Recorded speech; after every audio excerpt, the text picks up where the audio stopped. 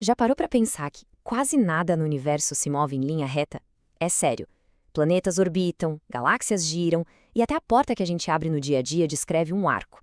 O movimento de rotação tem todo lugar. Mas o que governa esse movimento?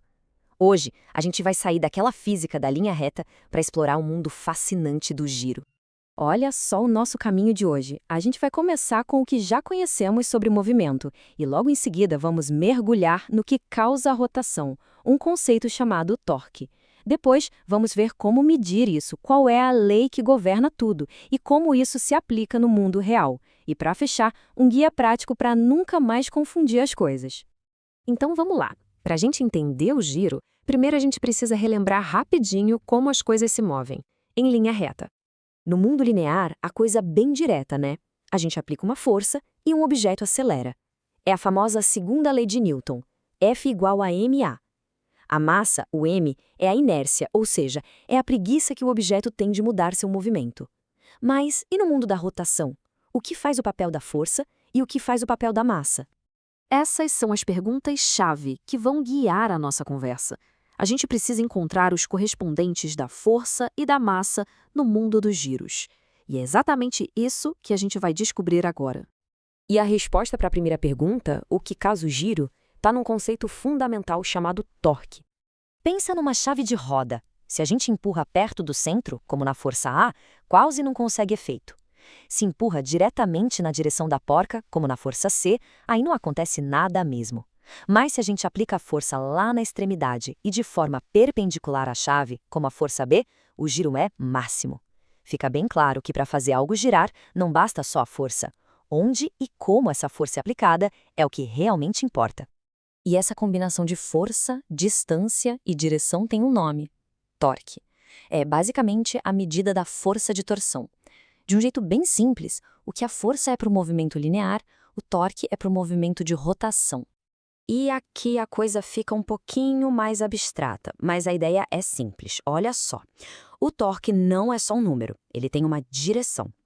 Pensa no eixo de uma roda. É em torno dele que a rotação acontece.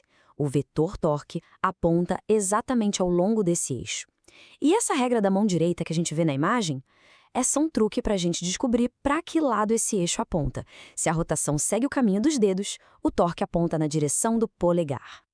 Ok, entendemos o conceito, mas como é que a gente coloca um número nisso? Como calculamos o torque na prática? Bem, a maneira mais intuitiva de calcular o torque é multiplicar a força pelo que a gente chama de braço de alavanca. Dá uma olhada no diagrama. O braço de alavanca L não é só a distância até a força, mas sim a distância perpendicular do eixo até a linha de ação da força. É por isso que F1, com o seu braço L1, gera torque. Mas olha só a força F3. A linha de ação dela passa direto pelo eixo. O braço de alavanca é zero. Resultado, não gera rotação nenhuma. E só para todo mundo falar a mesma língua na hora de fazer as contas, existe uma convenção. Por padrão, em física, rotações no sentido anti-horário são positivas e as no sentido horário, negativas. É um acordo, um combinado, que ajuda a gente a somar e subtrair torques sem confusão. O legal é que a gente tem diferentes ferramentas para calcular a mesma coisa. Podemos usar o método do braço de alavanca, que a gente acabou de ver, ou podemos usar o ângulo entre o vetor R, que é a distância, e a força. Ou uma terceira opção. Podemos decompor a força e usar só a parte dela que realmente causa a rotação, que é a componente tangencial. No fim, a matemática parece diferente, mas o resultado é exatamente o mesmo. Vamos ver um exemplo prático. Um encanador usa o peso dele, 900 newtons, numa chave de 0,80 metros. O ângulo ali é de 109 graus. Jogando na fórmula, a gente encontra um torque de 680 newton-metro. É essa força de giro que ele está aplicando para conseguir soltar aquele cano teimoso. Certo, agora a gente já tem o nosso análogo da força, o torque. Então, qual seria o análogo da lei F igual a m? Chegamos agora na lei da rotação. E é aqui que a simetria da física fica muito bonita. Para a translação, a gente tem força é igual a massa vezes aceleração. Para a rotação, a estrutura é idêntica. Torque é igual a alguma coisa vezes aceleração angular. O torque causa a aceleração angular, assim como a força causa a aceleração linear. Mas o que é essa alguma coisa? Essa é a nossa segunda peça do quebra-cabeça, o momento de inércia. O momento de inércia, representado pela letra I, é para a rotação o que a massa é para a translação. Ele mede a resistência de um corpo a ter sua rotação alterada. Corpos com maior momento de inércia são mais difíceis de fazer girar ou de parar uma vez que estão girando, da mesma forma que objetos com mais massa são mais difíceis de acelerar em linha reta. Mas claro, na vida real, as coisas não costumam só girar ou só andar em linha reta. Na maioria das vezes, elas fazem as duas coisas ao mesmo tempo. E como a gente analisa isso? O movimento de um corpo rígido, por mais complexo que pareça, pode ser decomposto de uma forma muito elegante em duas partes.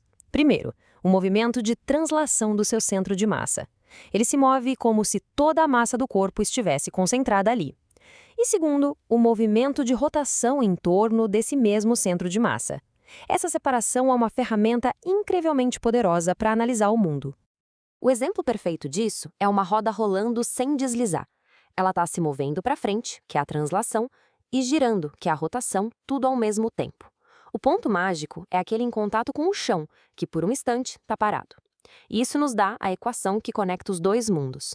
A velocidade linear do centro da roda é simplesmente o raio dela multiplicado pela velocidade angular. Essa é uma ponte entre translação e rotação. Para amarrar tudo que a gente viu, vamos dar uma olhada lado a lado no nosso novo dicionário, traduzindo os conceitos do mundo linear para o mundo da rotação. A analogia é simplesmente perfeita. Onde a gente tinha posição, agora tem posição angular. Onde tinha velocidade, agora tem velocidade angular. A massa, que é a nossa resistência ao movimento linear, se torna um momento de inércia, a resistência ao giro. A força se torna o torque. E a lei fundamental, F igual a ma, se transforma na sua imagem no espelho, torque igual a I vezes alfa. Vendo assim, lado a lado, tudo se encaixa. E assim, a gente completa essa jornada para além da linha reta. Vamos terminar com uma pergunta para reflexão. Da próxima vez que for abrir uma porta empurrando longe da dobradiça, ou sentir o esforço para fazer uma bicicleta começar a andar, pense na física por trás disso. Como é que o torque e a inércia rotacional estão moldando essas experiências tão comuns? A física da rotação está em todo lugar.